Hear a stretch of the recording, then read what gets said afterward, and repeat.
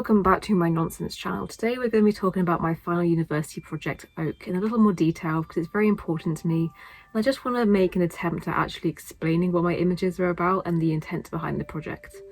I have a tendency to leave it open for interpretation, both out of fear of appearing vulnerable and fear of forcing my opinions on people. But it is my project. I'm going to leave out a handful of images from this video because they weren't technically shot for this project, so there may be some inconsistencies to the image numbering. They were included in previous projects but edited again to match the Oak aesthetic and fill up empty pages in the book. I think I spoke about this briefly in another video, but Oak is the project where I let the autobiographical nature of my work take centre stage, making images that were intentionally about my mental and physical health rather than pretending that those interpretations were accidental. The series consists of self-portraiture and mixed media works that reimagine significant moments in my life through the lens of fear and fantasy. There's a giant bug in here. Do you see that? By being both the creator and the actor, I wanted to reclaim parts of my story where I felt out of control and confront the fears behind them. I wanted to abstractly depict the real-life circumstances of living with a body that seems to age faster than time passes, and yet it feels like time is somehow still moving too fast for me to catch up.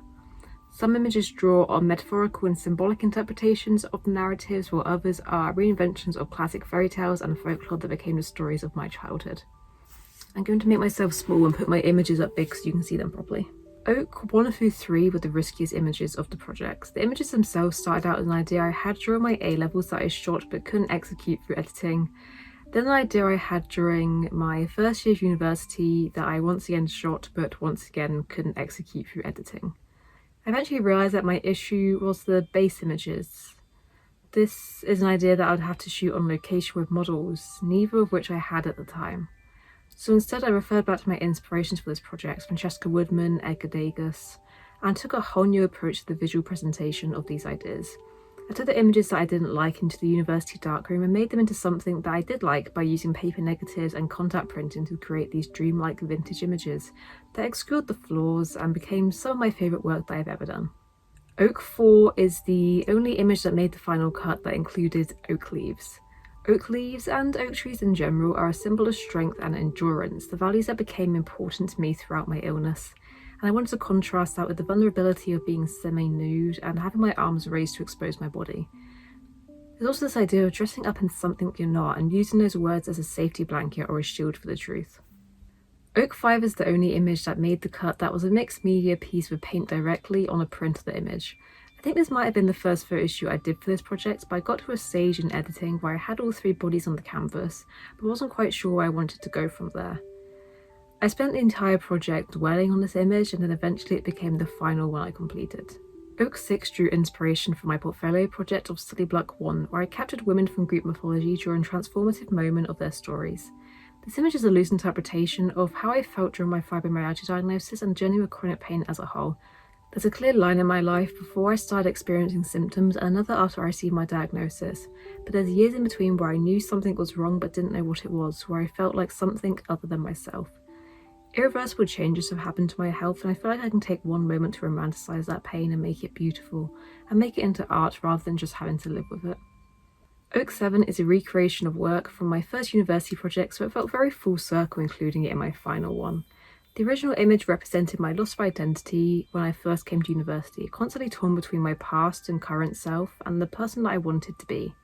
Yet, all of these versions of myself being stuck together in one big mess. I think that description still holds a lot of meaning to me and applies to the new version of the image. Oak 8 is about this idea of always having to fall back and rely on myself, but becoming stuck in a cycle where it's just me.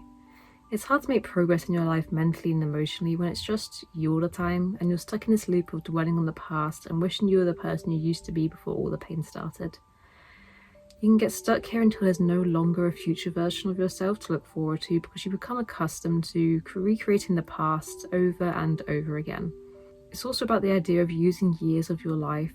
In general, I spent my teens catching up on the years I missed in my childhood, then I've started spending my 20s catching up on years I missed in my teens due to health issues and to catching up on my childhood.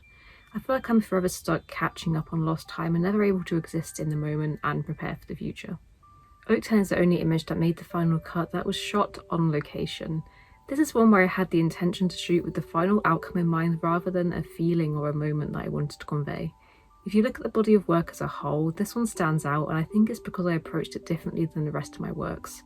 Even now, I'm still not fully sure what meaning this holds to me, but I do know that it's a different image and it was fun to shoot, so I should be allowed to just have fun with my work every now and then. Oak 12 is an image that I started working on in my second year of university but could never get quite right until now. It documents this idea of split identities and transformative moments that I've covered before, both in this video and on my channel, so I don't really think I need to elaborate further than I already have. But I am in love with this image and the simplicity of it compared to all my other works. Finally, Oak 13. Oak 13 is the first image that I completed for this project and the image that made me realise that I did actually know what I was doing. It draws parallels to an image I made for fun during my second year university while I was choking on my hair, and I wanted to create a visually similar image but tie in the nature and forest theme with this project. This image didn't really hold a significant meaning when it was shot and edited, but now it's about the idea of losing your voice and your identity to mental and physical illnesses. I try not to let my illnesses consume my identity and control my life, but it's hard to when my life revolves around prescriptions and doctor's appointments, and relatives asking how I am with a whole new meaning, as if I'm going to break if they don't treat me delicately. The end project is a very simple image, but it was made out of so many separate images and infinite curve layers, and I think the challenge of the edit is what made me excited about the rest of the project. The Oak project was presented as a handmade book, and Oak 1 through 3 were displayed in our end-of-year graduate show exhibition held at the university for a week in May. That is all I had to say about my beloved Oak. I hope you enjoyed my nonsense. Goodbye for now.